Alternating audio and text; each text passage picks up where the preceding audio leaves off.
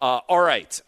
Chris Mannix down in the Orlando bubble as he has been for a while. I want to start there with you, Chris, because I think that's by far the biggest story remaining of the bubble. Who is going to be in that 8-9 game? And so let's start there. Who do you think, and for people out there who don't realize, because this is a unique situation, I think I saw you tweet about this, asking if it should be the way that the NBA always determines the number 8 seed, maybe to have a sort of an early round playoff almost. But for people out there who don't know, the Memphis Grizzlies came in the Western Conference with a 3.5 game lead on everybody else. They have started in the bubble, had injuries. They've gone 1-6. And that has allowed other teams, primarily the Trailblazers and the Phoenix Suns. The Suns are 7-0. The Trailblazers have been playing pretty well too. I think they're 5-2. But the Trailblazers now have inched ahead of the Grizzlies. And so initially, and I'm just kind of setting the table here because I think there are a lot of people who don't know this, if the Grizzlies had won by 4 over the 9 seed, been 4 games up, there would have been no playoff. Now we are guaranteed to have a playoff because it's going to be a relatively tight race between 8 and 9. What happens here? Who are in the 8-9 spot in your mind, Chris Mannix? And is this a good little bit of drama to at least give us a reason for the bubble to have existed? First, I think Portland will be one of the teams that gets in because as we speak, mathematically, they have the best chance. I mean, they control their own destiny to, at the very least, be in that playoff game. And I think Memphis holds on. I mean, it's a complicated scenario of teams with wins and losses to land that second spot. But I would lean towards Memphis at this point because of inherent advantage. I'd be disappointed if it was Memphis because I don't think Memphis has a chance against Portland, mostly because of the losses they've had since they've been here. Justice Winslow was the first to go. Jaren Jackson went right up there. And you're talking about 2 enormously important players with that team, basically leaving John Morant to do it for himself down there. So I'd prefer Phoenix got in because of the way the Suns have played in this bubble, but I think Memphis has the inside track. As far as the future of it, I think that, I spoke to Adam Silver about this recently, and he is very much in favor of keeping the play-in game as part of the NBA schedule moving on. But there is a lot of resistance. I had this conversation with Brett Brown, among others, of the Sixers, and he is against the idea of the play-in game because his logic and the logic of others is that we have 82 games to determine the seed. I fall on the side of the fence close to Adam Silver because I think if you have a play-in game, it increases the level of basketball that's played in the final month of the season. The final month of the season, teams that are looking like they're drifting out of it, they'll wind up shutting guys down. They'll play for lottery picks, to be perfectly blunt.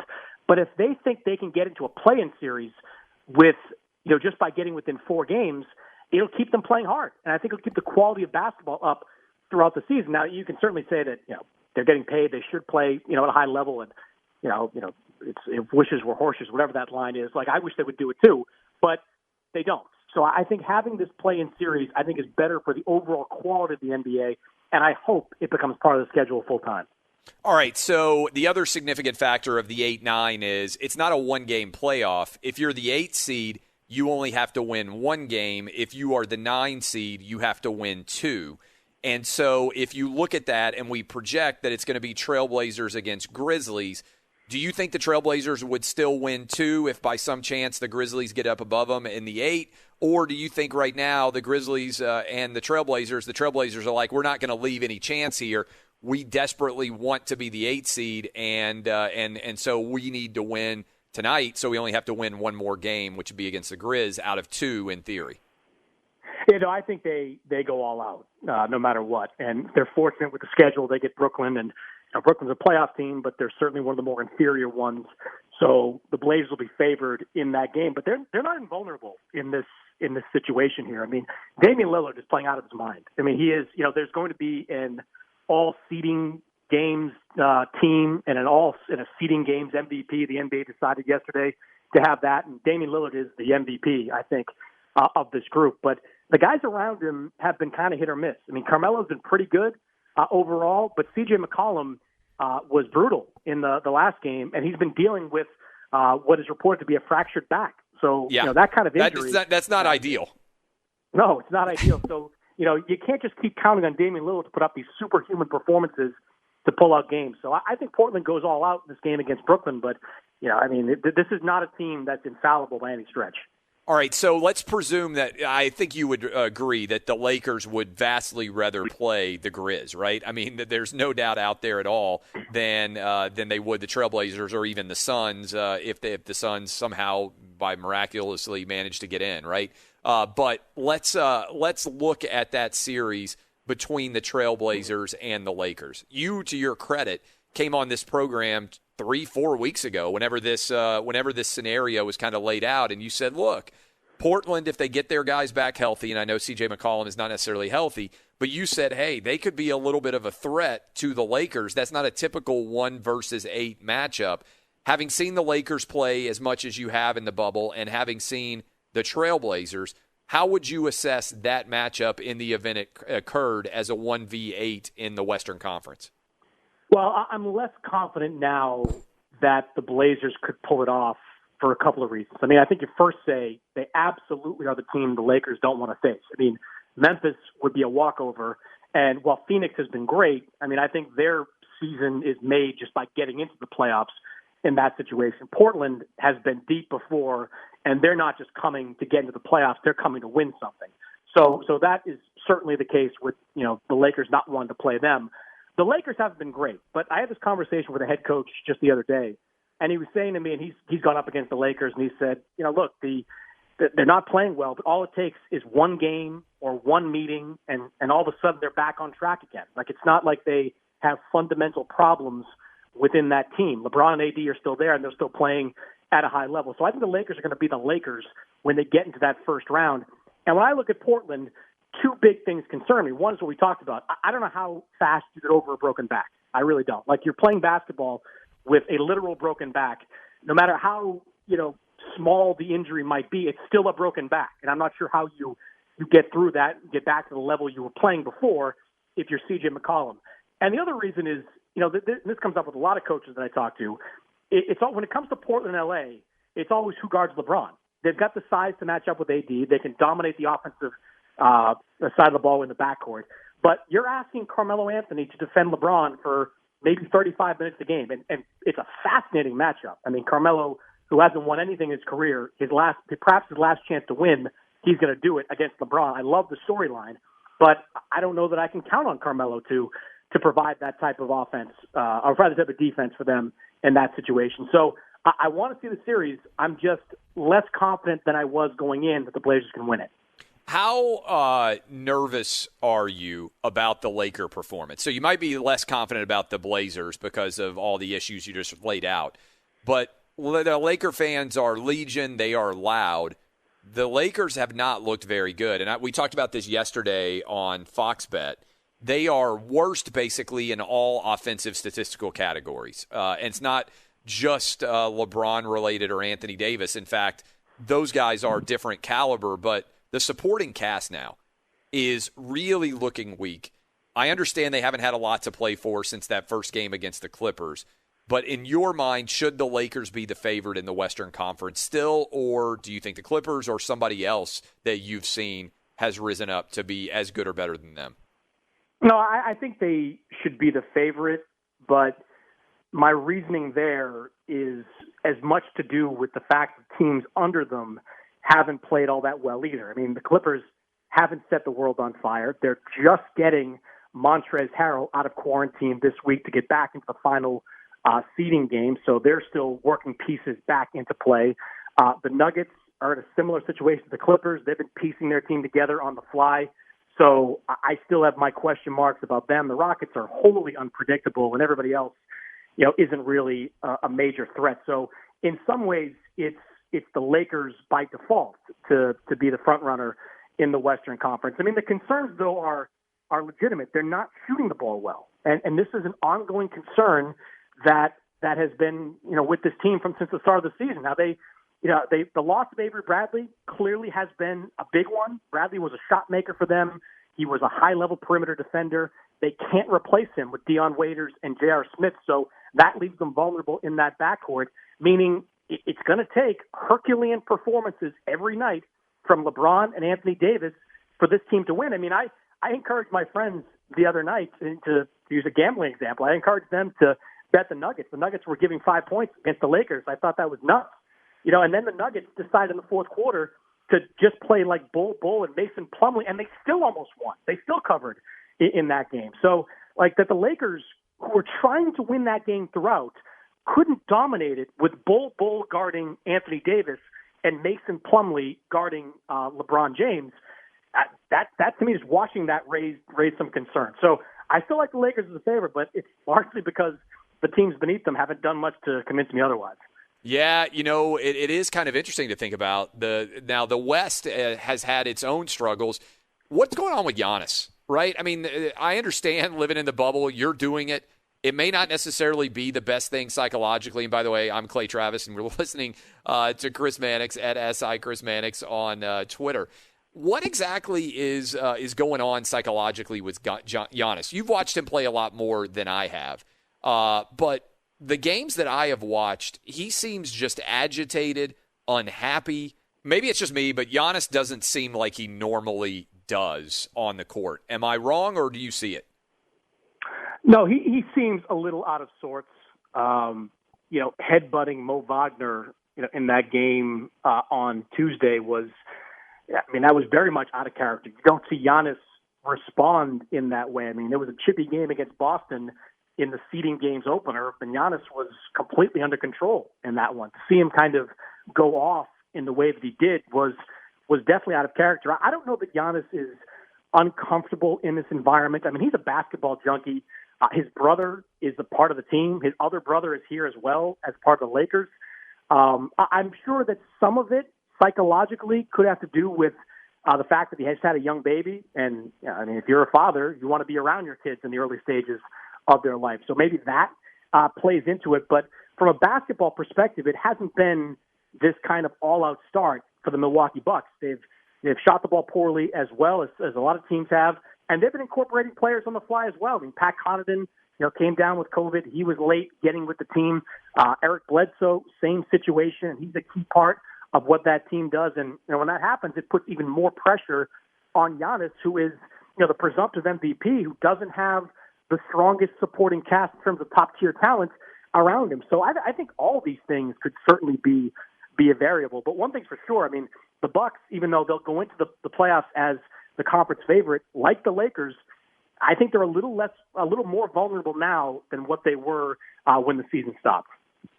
Yeah, it is interesting. So who would you say is the team that we debated this on Fox Bet Live, formerly Lock It In, and the teams obviously that most people are going to jump onto are, if you're in the Eastern Conference, either the Celtics or the Raptors. The Raptors have been incredible, let's be honest. I don't think anybody foresaw them rebounding as a defending champs without Kawhi like they have. And then the Celtics seem to play their best against the best competition. Jason Tatum rounding into shape. Who would you say is the best challenger for the Bucks? I would say it's Toronto, because as much as I like Boston's offense, against bigger teams, they're really vulnerable. And they've been kind of doing a trial and error run with their front court during these seeding games. We've seen Robert Williams, backup center, get a lot of playing time, with the first group. Enes Kanter is a veteran, but he's got his limitations. Daniel Tice is one of the more improved players this year, but he's not really a pivot. And when you go up against the Lopez brothers and Giannis in Milwaukee, or Gasol and Ibaka and those bigs in Toronto, that's where Boston has struggled historically, both this year and in recent years. So I look at Boston being more vulnerable. The Raptors, I mean, they might be the best story of the season. I mean, you look historically at what happens to teams after they lose a superstar, the level of Kawhi Leonard, they crater. I mean, the Cavaliers cratered twice. Chris Paul left New Orleans, and it took them forever to recover. I mean, the Magic are quite literally just recovering from the Dwight Howard trade like 8 years ago. So, teams fall apart when they lose a player of that caliber. The Raptors have picked up and gone along, and that's a credit to all these young guys that they've drafted and picked up on undrafted free agents over the years. The jump for Pascal Siakam, the jump for Fred VanVleet. And I was talking to some Raptors executives this week, and they talked about two things. One, the mental acuity of that team on the floor. It's one of the smartest teams in the league right now, the way they play out there on the floor. And that the impact of Kawhi still lingers. I mean, Kawhi Leonard taught that team how to win. He taught them that when they deal with tough losses, you just shake it off. You get back in the locker room, you change your clothes, and you go on to the next. That's what enabled that team to come back from an 0-2 deficit against Milwaukee in the conference finals. I don't think that team would have, in years past, come back from that type of deficit. And that influence still lingers with the Toronto Raptors, and I think will help them. So it's an incredible story, but I think that I actually do believe that in a conference finals with the Raptors and the Bucks, it's a coin flip who comes out of it. There are new rules in place. You've been in that bubble for a while. Explain to me exactly. I saw all of this circulating on Twitter yesterday, that players can now have friends, family. They have to be close friends. Is this like just a groupie rule that's being put in place? I saw one of my followers tweeted, which you'll love, like what happens when the players try to invite the same Instagram models in, and she gets an invite from two different guys. So explain to me how this protocol. So my understanding is that people can either quarantine in the home market for 3 days, and then they have to stay in quarantine for 4 days in the bubble, and then they're free to be able to visit. Or they can come to Orlando and quarantine for 7 full days, if I'm not mistaken. How is this going to work, and what's at play here?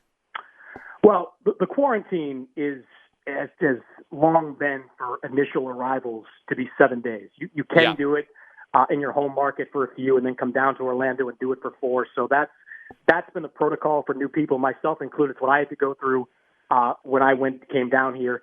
The league memo that went around this week was, I mean, look, it was targeted at single guys who are trying to bring in women for short periods of time. But I mean, I got to tell you, like, the NBA is playing checkers with stuff. These players are going to play chess. Like, you're going to see, like, Aunt Gail turn out to be, a 26-year-old brunette that, comes in, for what, I mean, these guys, you're not going to be able to enforce this. This is, are they playing with fire here by actually puncturing the bubble with what's going to be a lot of girlfriends, groupies, side chicks? I mean, look, people who have. I actually think it's almost foolish for the NBA to do this, because if you allow players to bring whoever they want, like as long as they go through the protocols, who cares? Like if they're tested and they're in the bubble, big deal. If you say no to these guys, you never know. Like that might, convince a guy that needs to break the bubble and go zip off campus. Like it's not like we're in an armed camp here. They're a ways off this campus. And again, these guys are playing chess, or everybody else is playing checkers here. Like we don't know what everything that they could potentially. Chris, I think it's actually foolish. I told you one of the first times we started talking about the bubble, I said if I were a 25-year-old single guy, I would, as soon as I got to the bubble, be scheming with the other single guys how we could sneak girls into the bubble. I mean, I think I don't know what percentage of the conversation eventually ends up focusing on this, but I bet it's a pretty high percentage of the conversation. And I think that's just 25-year-old guys being 25-year-old guys, and that's not even considering that these 25-year-old guys are used to being basically rock stars, right? Where they're just being chased around. If you're a single guy, there's girls everywhere. So this is going to – I get it, like as a married guy, if you want your wife or you want your kids and you haven't been able to see them, that would be fantastic, right? Like I would be ecstatic about my 3 boys and my wife being able to come visit if I've been away from them for, a month or 6 weeks or whatever the math is. But the groupie situation here is, I think, the danger zone.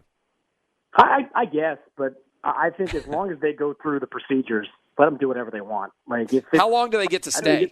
Are they in the bubble? Like, who determines when they leave the bubble? Well, you remember, it's only like this only comes into place after the first round. So you whittle it down to 8 teams. Okay, so 8 teams. Okay, well that's also important because you're only down at that point. It's only 8 teams. So it's not the like if you do that, it limits the number. And again, one thing I've heard from players with young families. I mean, some of these players have great rooms. I saw like some video that purported to be Damian Lillard's presidential suite, and that's great if you want to bring your family in for that. But some players, some of the lesser tier players who have young kids, they're like, I don't want my wife to come down with our 2 young kids and have them stuck in a room like the one I've I'm done in. it.